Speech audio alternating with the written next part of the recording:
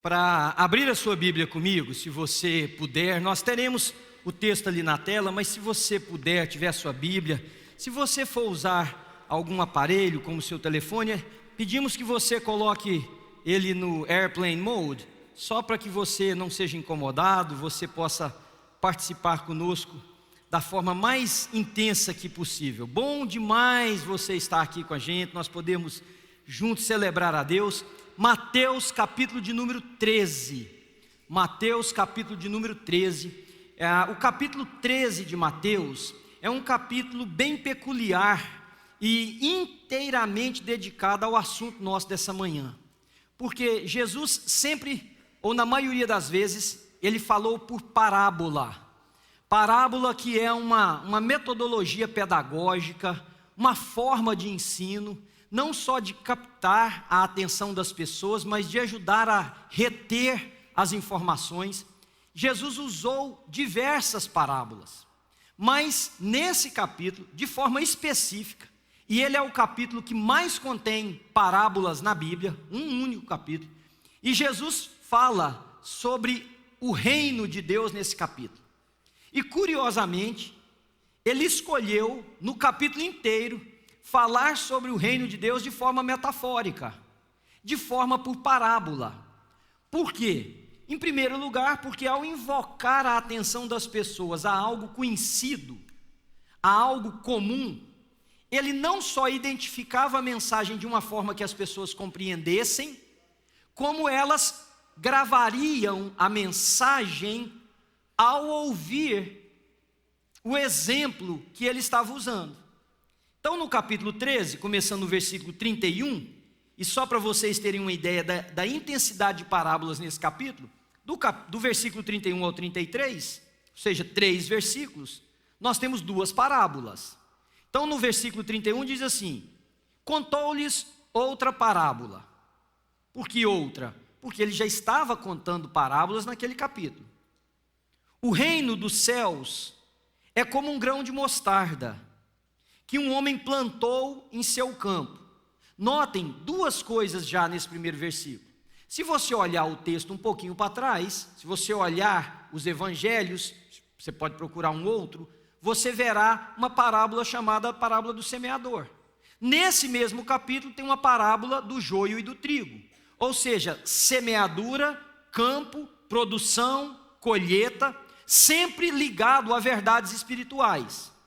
O homem que plantou, sempre relacionado a quem semeia a palavra. Aliás, talvez, se eu não estiver com a minha memória falha, a única parábola que Jesus deu a explicação mais completa, ele diz que o semeador é aquele que sai a semear a palavra. Então não é uma invenção de pastor, é o próprio Senhor Jesus Cristo. Plantou em seu campo, o campo que é na verdade uma lavoura, que é um espaço geográfico da terra de alguém, é simbolicamente o nosso coração, porque na mesma explicação o Senhor Jesus Cristo diz que o solo, onde a semente, que é a palavra que cai, é o nosso coração. Versículo 32, embora a semente de mostarda seja a menor dentre todas as sementes, quando cresce, torna-se a maior das hortaliças e se transforma numa árvore, de modo que as aves do céu vêm fazer os seus ninhos em seus ramos. Contou-lhes ainda uma outra parábola. O reino dos céus, notem que é sempre a abordagem do reino dos céus, é como o fermento que uma mulher tomou e misturou com uma grande quantidade de farinha, e toda a massa ficou fermentada. Jesus invoca aqui uma outra figura de linguagem, conhecida das famílias pela produção dos pães, que era muito comum naquela cultura, e de outras coisas também, mas principalmente dos pães. Ele diz o seguinte: tem uma massa que recebe um bocado, uma quantidade pequena, aliás, uma quantidade irrisória se comparada à quantidade de farinha, que é colocado e muda toda a realidade daquela massa, faz com que ela cresça. O fermento que é usado na Bíblia, muitas vezes como uma coisa negativa. Jesus não está usando aqui para dar ao fermento aquilo que ele usou contra os fariseus, dizendo que o fermento deles contaminava as pessoas. O que ele está dizendo é que há ações, há atitudes que, embora pareçam pequenas, podem influenciar de forma muito grande. E é por isso, irmãos, que nós precisamos pensar em uma realidade. A realidade espiritual. Não há como, irmãos, eu e você, numa sociedade tão direcionada por aquilo que é físico, por aquilo que é material, por aquilo que é sensorial, a gente pode ver, a gente pode tocar, a gente pode sentir o cheiro, a gente pode ouvir, nós sermos direcionados dessa maneira e achar que tudo é fruto do mundo que tem o seu fluxo, que tem a sua caminhada. Irmãos, a nossa vida, ela é diretamente influenciada pelas forças espirituais. E eu não estou dizendo para você espiritualizar tudo. Veja bem, eu estou dizendo para você ter consciência, porque a mesma Bíblia que você lê, alguém esses dias para trás me abordou e disse assim: pastor, você realmente acredita em inferno? E eu disse para a pessoa: eu não te respondo, sem falar se creio ou se não creio. Perguntei para ele: você acredita na Bíblia? Sim, acredito. Você já leu onde a Bíblia fala do céu? Sim, já li. Você acredita no céu? Acredito. Não tem jeito então de você descrer no inferno. Não precisa nem de eu te responder. Porque a mesma Bíblia, algumas vezes no mesmo texto, que afirma a existência do céu, afirma a existência do inferno. Então você não pode ser seletivo, crer numa coisa e descrer da outra, sendo que as mesmas, ou sendo que ambas, estão sendo explicadas. Não é espiritualizar tudo. É como o homem que ora e fala assim: Senhor, muda meu casamento, porque o diabo está enfurecido com o meu casamento. Irmãos, o que o diabo enfurecido com o meu casamento? Você acha que o diabo se importa se você está solteiro, casado? Ele está mais preocupado com outras coisas. Nossa, Senhor, repreende o diabo no meu casamento. Eu acho que Deus já falou: tem que repreender você então. Porque as ações diabólicas suas é que estão criando o clima que você está vivendo. É mais ou menos assim, irmãos, que eu creio nisso de todo o meu coração. Tem gente que se orasse, Deus falasse, essa pessoa ia cair do cavalo. Literalmente, a expressão. Porque ele ia dizer: Senhor, muda isso. Deus vai falar: eu tenho que mudar você. Porque as suas atitudes são grossas. Porque sua mente é impenitente, porque seu coração é embrutecido, porque suas ações não refletem amor, porque os seus olhos não veem bem, suas mãos não fazem o correto, seus pés não caminham para a justiça. Eu tenho que mudar você. Muito pai orando para Deus: Senhor, meu filho, que meu filho não se perca. Eu acho que Deus vai falar assim: mas você está perdido. Aliás, eu acho que Deus poderia até usar para nós o seguinte: é cego guiando outro cego. Então, quando você acha que a sua vida não é nada mais do que a influência de uma sociedade, irmãos, você está se esquecendo do que a palavra de Deus ensina. Porque a mesma Bíblia, esta mesma Bíblia, que fala sobre Deus ter soprado no ser humano o fôlego da vida, de Deus ter feito o homem à sua imagem, à sua semelhança, essa mesma Bíblia diz, numa profecia contra o rei de Tiro e Sidom, uma alusão a Satanás no livro de Ezequiel, que houve um ser, que era o sinete da perfeição, que era iluminado, mas que se achou ser o luminoso, e por isso precipitou-se numa grande rebelião, e que com ele uma terça parte da criatura celeste foi precipitada, cujo único objetivo desse ser é roubar, matar, destruir. Então, quando você pensa assim: minha vida, as relações, e é porque tudo é tão sutil que nós não queremos prestar atenção nisso. Então nós atribuímos o seguinte: a violência, a falta, nós atribuímos às drogas, nós atribuímos à prostituição, à sensualidade que está tão solta hoje. Então nós vamos atribuindo e fazendo associações para ver se justifica as práticas nossas. Enquanto Deus está dizendo o seguinte: se nós não tivermos clareza dessa realidade espiritual e de qual deve ser o nosso papel mediante isso, infelizmente, muitos se tornarão estatísticas da destruição, desse roubo e dessa morte. Não imagina que as coisas que você enfrenta, elas são meramente frutos de uma sociedade, porque Paulo disse assim, irmãos, vocês precisam entender que está lá no capítulo 12 da carta aos Romanos, versículo 1 e 2. Vocês precisam entender que tem uma ingerência, tem uma mentalidade maligna que funciona organizando e estruturando essa sociedade.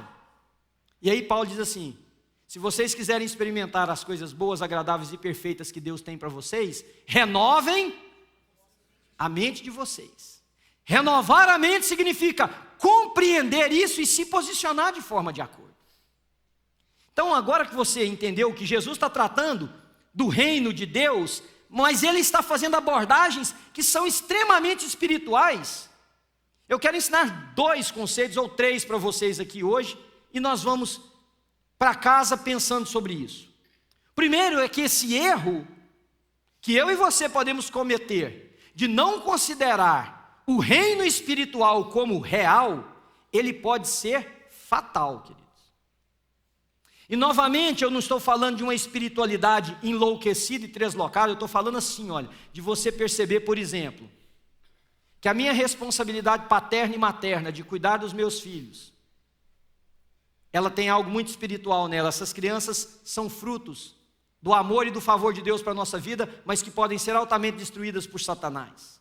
Sabe do que eu estou falando? É de você ter a consciência de que quando você vem para esse lugar aqui, isso aqui é mais do que um lugar, é um campo de batalha. Mais de 70% de vocês não se lembrarão hoje, 5 horas da tarde, o que vocês estão ouvindo agora. As estatísticas são horríveis. A maioria de vocês, e quando eu estou dizendo de vocês, colocando o nosso grupo como parte das estatísticas apenas, a maioria de vocês não praticam 10% do que o que vocês conhecem do Evangelho. Ora, irmãos, se nós tivermos um pouquinho de lucidez nessa manhã, nós precisamos fazer uma pergunta. Da onde é que vem isso?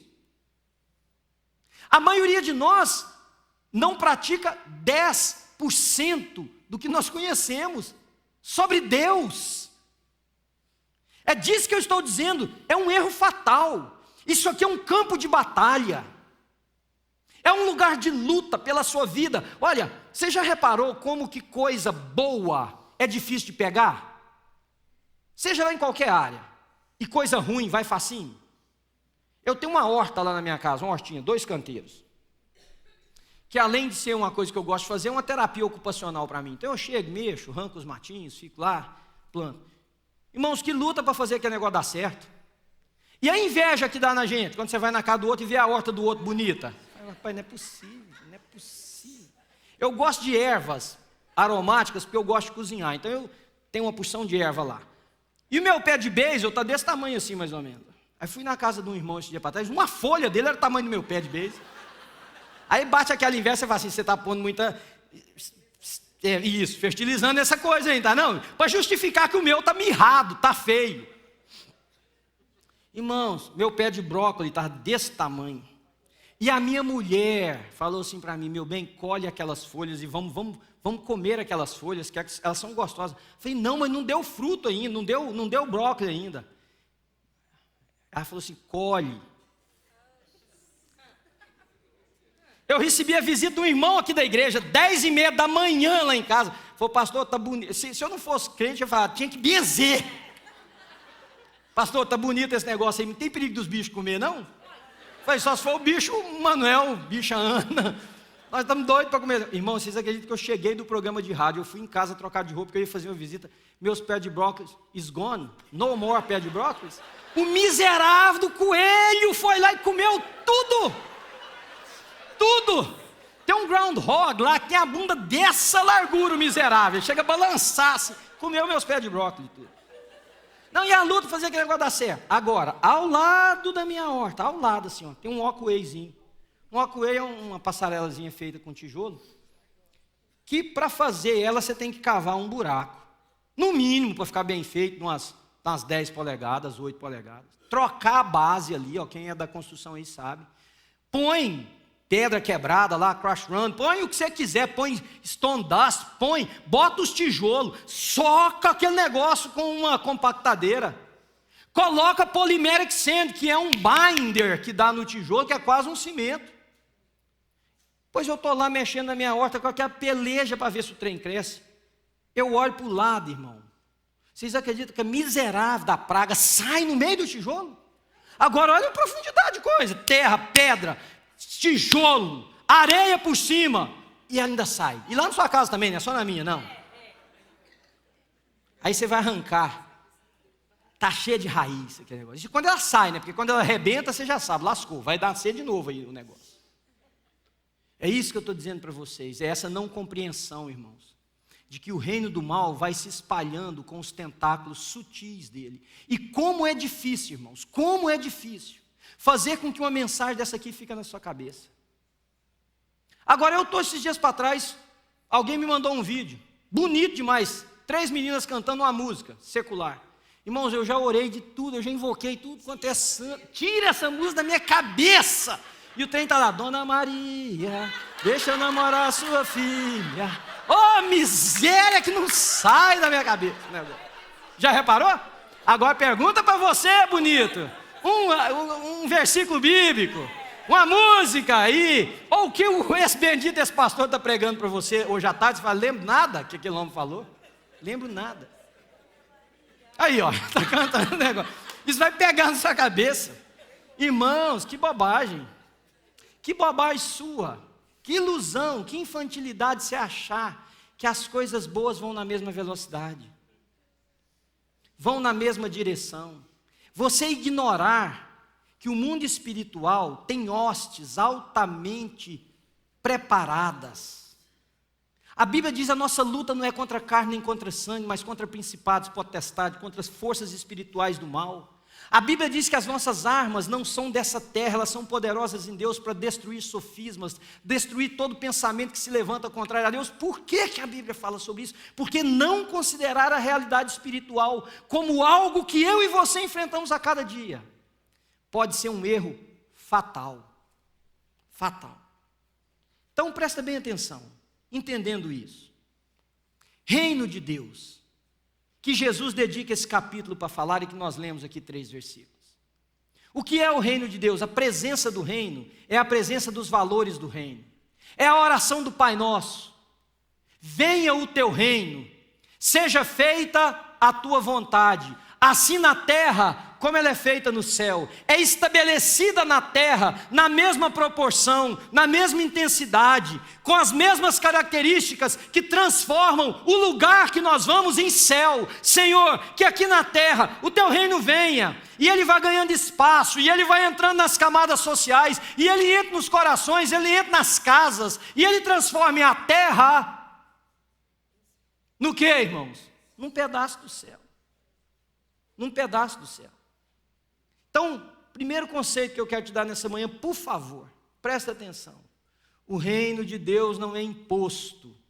O reino de Deus é gerado. Mas pastor, você acha que eu acho que é imposto? Eu acho, não, eu tenho certeza. Até a prática religiosa nossa nos leva a funcionar dessa maneira. A maioria de vocês, irmãos, que vem a esse lugar, porque tem uma característica espiritual no seu coração, você vem, no fundo, é porque talvez você não reflete, mas no fundo, a motivação é o seguinte: eu vou na casa de Deus, que não é isso aqui, mas você fala que é, eu vou na casa de Deus, ouvir a palavra de Deus, porque minha vida vai ser mudada. Ou seja, você vem com uma agenda de troca. Eu entro com a presença, eu entro com os cânticos, eu entro com as palmas, eu entro com o dinheiro, e o Senhor entra com a parte da mudança. Imprime isso aqui. Aí Deus está dizendo, não, você não entendeu nada. Muito bacana que você veio, a cantiga até, sei lá, mais ou menos. Não, nossa, né, gente? Porque para Deus que está lá sendo louvado e adorado com a perfeição celestial. E aqui nessa igreja, deixa eu te explicar o que é. Eu tenho que justificar o que eu estou falando para os curiosos que ficam dando palpite na minha mensagem. Que na frente fica um grupo.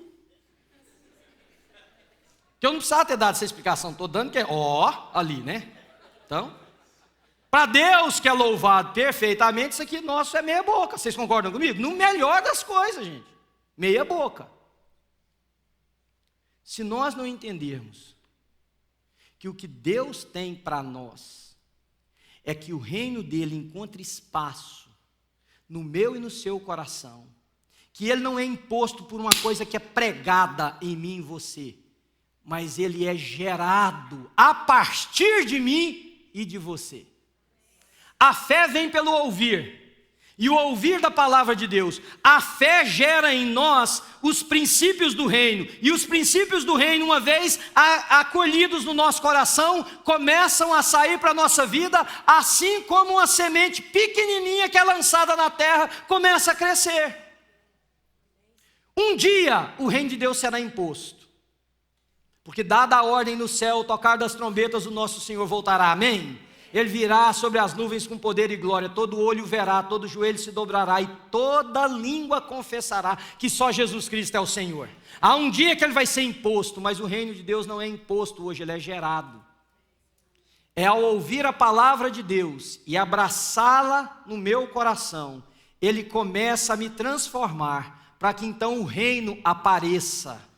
Eu estava dizendo hoje no primeiro encontro nosso, essa cena do grão de mostarda. Há um teólogo espanhol que eu gosto muito de ler, e ele diz o seguinte, ele criou quase que uma poesia dessa cena. Ele diz o seguinte: quando o reino de Deus encontra espaço no coração de alguém, de um filho de Deus, a transformação que, embora veio com um ato tão pequeno, que vai crescendo, e se torna uma árvore, e chama os pintacilgos, conhece aquele passarinho que canta bonito? Que vêm, que assentam, que fazem ninho, e eles cantam no entardecer e no amanhecer, e embelezam a vida de quem está ali e de quem está ao redor. É isso que acontece quando o reino de Deus é gerado, começa a ter vida em lugar de morte. Começa a ter beleza em lugar de tristeza, começa a ter celebração em lugar de pranto, e a vida sem sentido, irmãos, toma uma nova direção, porque o reino é gerado, ele é gerado a partir de mim, ele é gerado em mim, em você, ele é gerado a partir de mim e de você, e ele vai tomando proporção nas nossas vidas e nos lugares onde nós estamos. Você pode dizer amém? Então o reino de Deus não é imposto, não é um passo. Eu fico muito triste com a inclinação espiritual da maioria de nós, porque a maioria de nós busca lugares de transformação, a maioria de nós não busca ser transformados, porque a maioria de nós ouve, mas não deixa o reino ser gerado em nós. Nós queremos um reino imposto por uma oração forte, nós queremos um reino imposto por um pastor poderoso, nós queremos um reino imposto por formas externas, e Deus está dizendo: não é assim, meu reino não é imposto, meu reino é gerado, meu reino é plantado no coração de pessoas que começam a agir com as características celestiais, e de repente, as pessoas ao redor começam a dizer o seguinte: tem alguma coisa de Deus aqui nesse lugar. Irmãos, se a New Life Church, se esse grupo de pessoas aqui reunidos entenderem o que é o reino de Deus, como Jesus está dizendo, o reino de Deus para vocês é semelhante a um grão de mostarda que cai numa terra chamada seu coração, cuja semente é a palavra pregada aqui. Se ela conseguir brotar, se ela for crescendo, você não vai só embelezar, você vai ajudar, você vai curar, você vai promover vida. Isso é o meu reino. O meu reino é como uma mulher que despretensiosamente vai fazer um pão, coloca o fermento, mexe aquela massa, que aparentemente não teve mudança nenhuma, e deixa ali. Quando ela volta depois, aquela massa cresceu, ocupou outro espaço. Assim o reino é gerado. Pergunta: se você perguntasse hoje para você mesmo, se o reino de Deus tem sido gerado a partir de você, o que é que você responderia? Último ensinamento nosso dessa manhã, queridos. O reino de Deus vem, presta bem atenção, a partir de ações muito simples. Muito simples. Porque nós gostamos das coisas mirabolantes, nós gostamos das coisas assim, né, de efeitos especiais. Jesus cita um grão de mostarda que, segundo os estudiosos, era pouco maior do que a cabeça de um alfinete.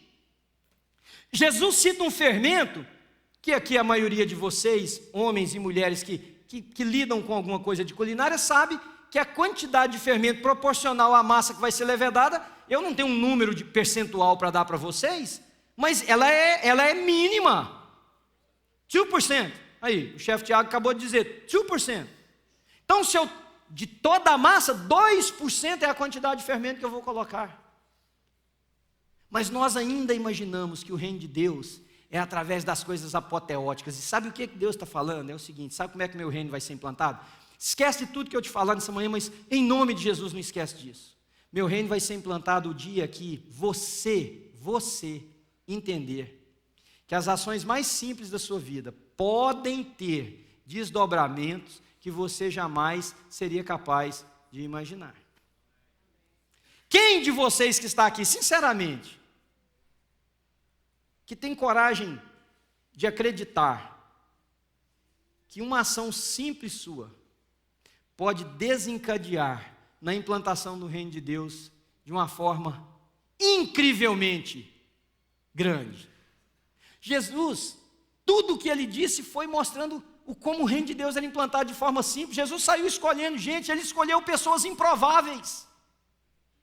Ele chama gente que simples, que não tem background nenhum, não necessariamente que ele seja contra o academicismo, mas ali está a primeira lição de que Jesus chamou gente simples para fazer o que era improvável. A Bíblia diz o seguinte, que as coisas simples, loucas, desprezíveis desse mundo, ele usou para confundir as grandes, as poderosas.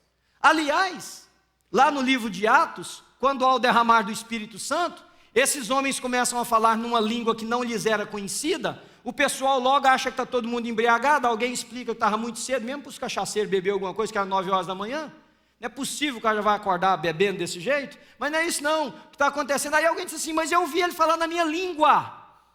Agora presta atenção, o que o texto diz lá? Não são por acaso todos esses homens que vieram de que região? Quem se lembra da Bíblia, gente? Esse livro preto, esse livro aqui, ó. Eu não sei para que eu pergunto também, né? Não são porventura todos esses galileus? Gente sem educação, gente sem cultura.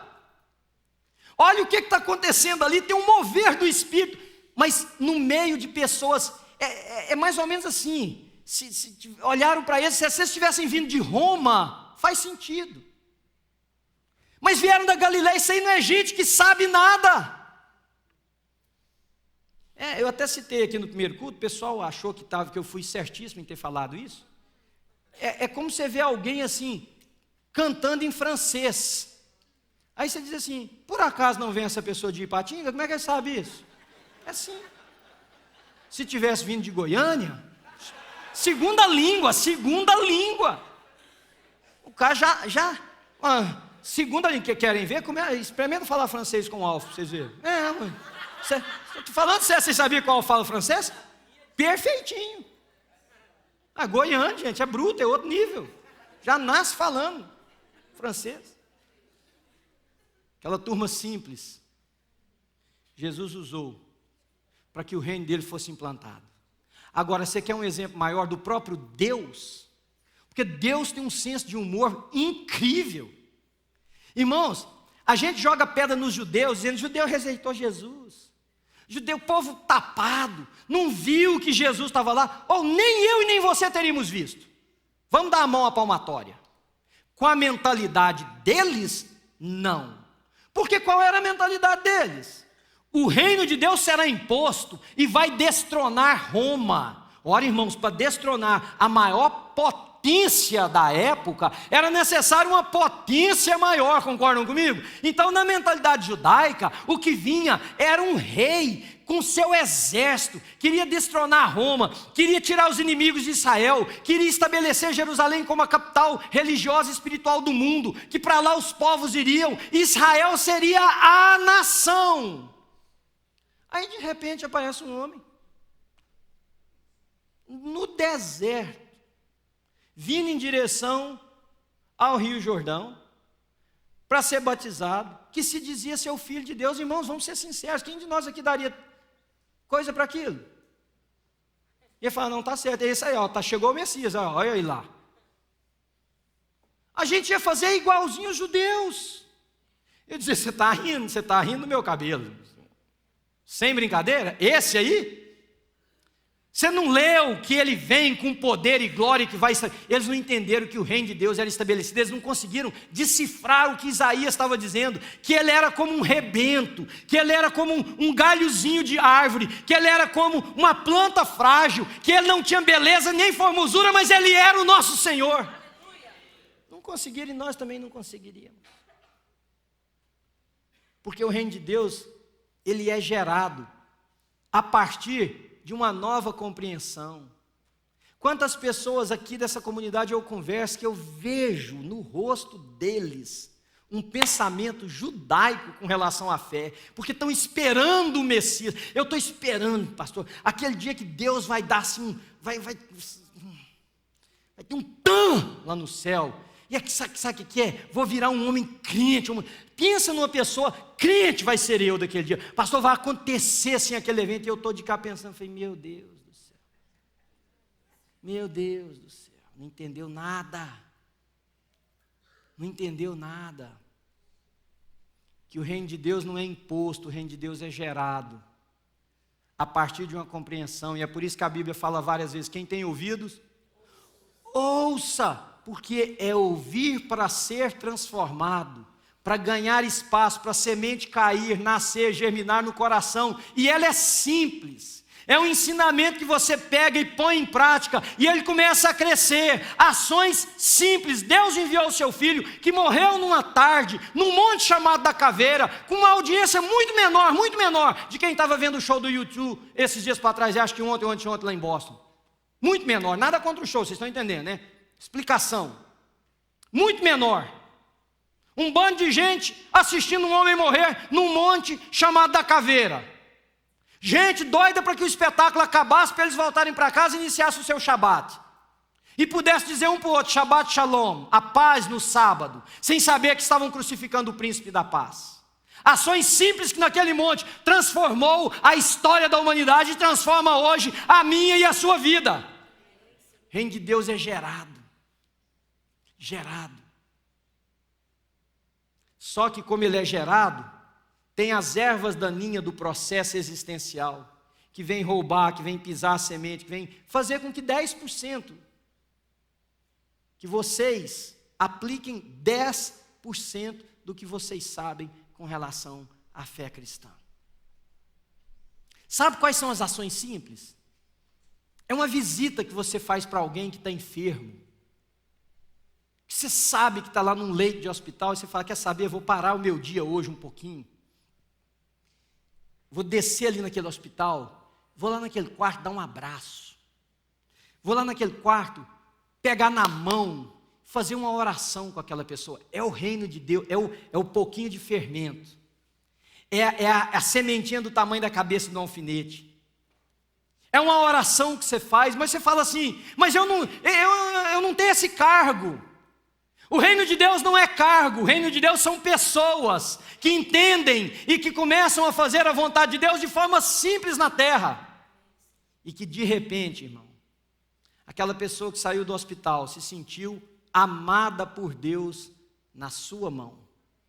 E vai distribuir amor para outro, e para outro, e para outro, e para outro. A situação caótica da igreja que nós estamos vivendo, porque há alguns que acham ruim quando a gente fala que está caótico. Eu falo, pastor, olha que a sua igreja está lotada de gente, 2 cultos, tantas igrejas lotadas assim, como é que o senhor fala que está caótico? Eu te falo por que está caótico, por favor, não me responda, mas pense, se dependesse de você, o reino de Deus aqui em Framingham seria o que ele é? Pronto, I rest my case, porque eu sei que a maioria de vocês diz não, e não seria mesmo. Não seria mesmo, porque você não consegue se ver como agente disso. A gente ora para as nossas cidades serem transformadas. E aí Deus está perguntando assim, o que você está disposto a fazer para isso? Eu já contei aqui nessa igreja várias vezes e vou repetir. Um homem, eu ouvi, um pregador conhecidíssimo, de uma mega igreja, num estado aqui, saiu de uma reunião do staff meeting, do staff da sua igreja. Foi andando assim pelas ruas de Chicago. Era um dia frio, entardecer já. Tinha lá na frente ele viu um mendigo sentado. E ele disse que ao ver o coração dele, isso ele contando, o coração dele se encheu de compaixão.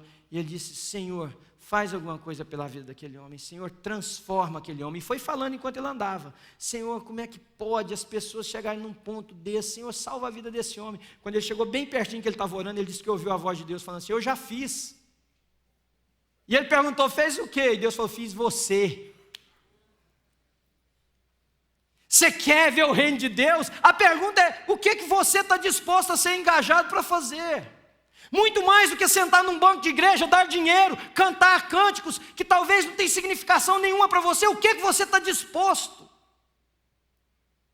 Sabe como é que o reino de Deus cresce com ações simples? É quando eu resolvo transformar a minha casa num lugar do reino, as minhas amizades num lugar do reino, e aí elas vão crescendo, você faz com as suas, e o reino de Deus vai crescendo como uma massa que é fermentada, que é levedada.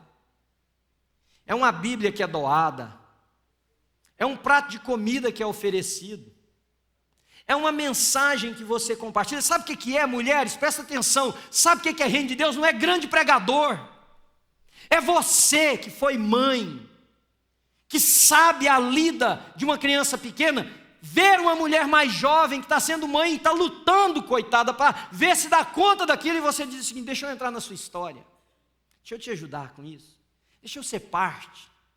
Sabe o que é? É um homem que, assim como a minha idade, já nos permitiu viver algumas situações a mais do que alguém mais jovem, e olhar para essa pessoa, e ao invés de tecer comentários da bateção de cabeça dessa pessoa para lá e para cá, dizer o seguinte: deixa eu te ajudar, eu já vivi isso, eu sei o que você está passando, vem cá. É ser um mentor. Sabe o que é reino de Deus, gente? Não é culto apoteótico para gente endoidada, querer sentir euforia, não. É princípio do reino ganhar cada partícula do nosso corpo. Isso é reino de Deus. E aí vem, sabe o que é? É um pai dar mais valor a sentar no chão com o seu filho. É uma mãe dar mais valor em sentar na mesa com a sua família. Reino de Deus não é imposto, é gerado. Reino de Deus não vem com eventos apoteóticos, ele é simples. Ações do dia a dia. Sabe o que é? É uma contribuição que você faz que ajuda a manter um programa de rádio no ar que vai ser ouvido por uma mulher, por um homem, por um rapaz, por uma moça que nós nunca vemos. Eu estava contando aqui para o pessoal com muita alegria que uma pessoa no Brasil ouviu uma mensagem que foi pregada aqui domingo passado e tem uma influência enorme nas redes sociais e repassou a mensagem, uma mensagem lá para os seus coisas, instantaneamente, queridos.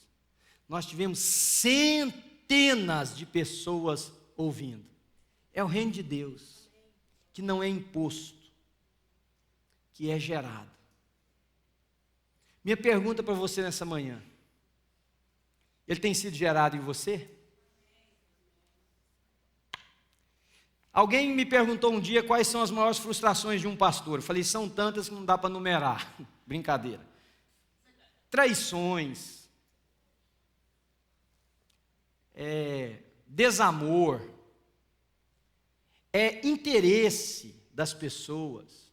Porque as pessoas acham que por ser pastor ele é bobo. Eu já disse aqui na igreja várias vezes: eu não importo que me usem, mas não imagina você que eu não sei que você está me usando. Eu estou me deixando ser usado por você, porque qualquer coisa vale se trouxer honra e glória para Deus. Mas essa pessoa perguntou porque ele queria fazer alguma coisa com relação a alguns pastores. Falei: olha, todo pastor sofre com uma porção de coisas, todo. Mas todo pastor que é honesto com o seu chamado e com a palavra de Deus, sofre mais com uma coisa do que com desprezo, do que com palavras duras, com que desamor, com que whatever. E aí ele me perguntou assim: o que é? Falei: é ver que a comunidade que ele pastoreia, que as pessoas para quem ele prega, as pessoas para quem ele ensina a Bíblia, não mudam. A maior dor de um pastor verdadeiro, porque quem realmente crê em Deus e crê nesse livro, queridos, sabe que um dia, perto ou longe, quem sabe hoje, daqui 50 anos, a pessoa para quem ele pregou vai comparecer diante de Deus. E ali não haverá desculpa teológica, desculpa esfarrapada da vida cotidiana que você escolheu. Todo pastor legítimo carrega uma dor enorme no coração e eu não sou diferente. Eu amo essa congregação, amo essa igreja, meus amigos estão aqui dentro. Mas não tem um dia que eu não pense em gente aqui que eu sei que se morrer hoje, já foi. E é isso que corta o coração da gente. Estava respondendo para aquela pessoa. É não ver o reino de Deus gerado.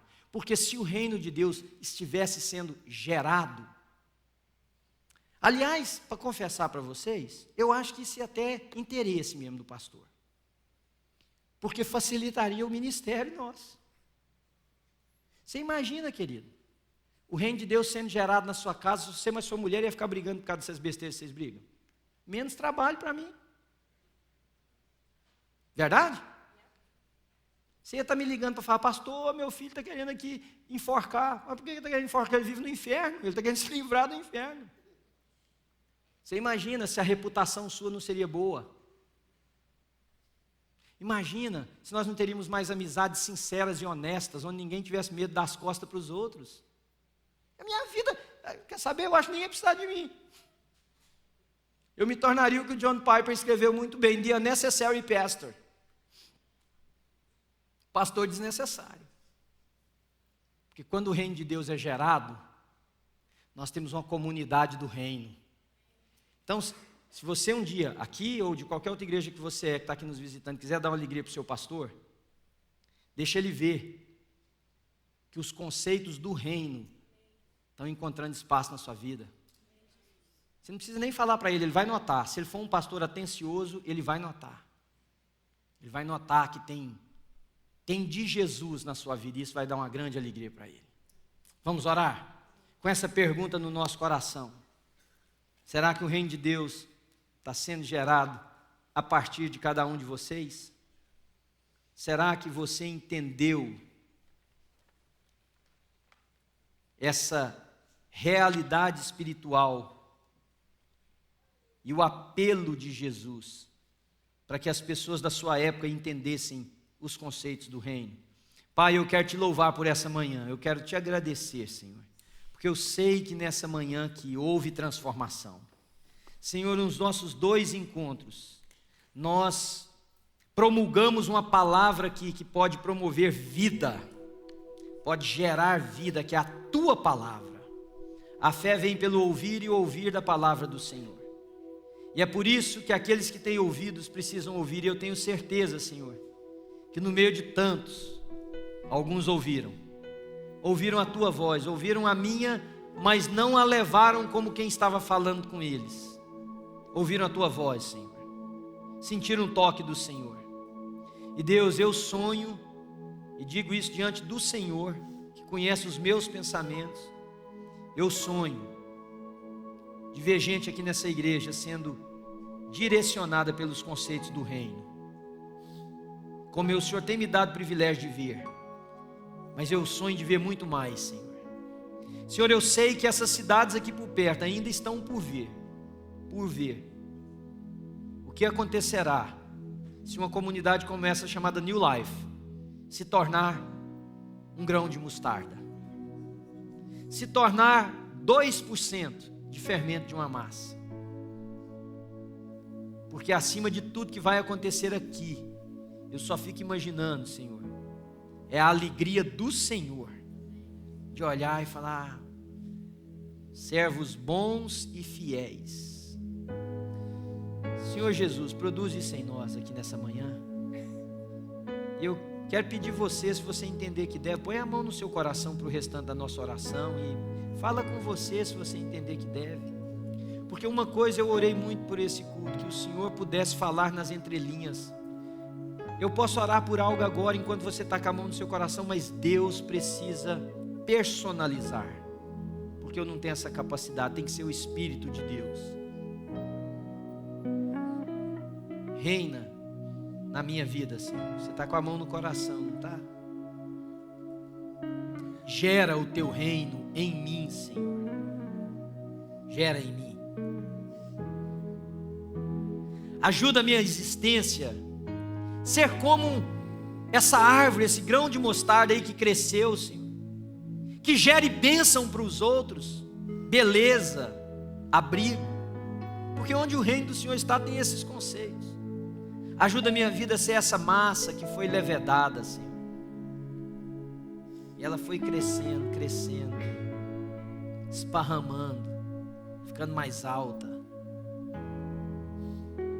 Senhor Jesus, nessa manhã de domingo eu apresento a nossa comunidade para o Senhor.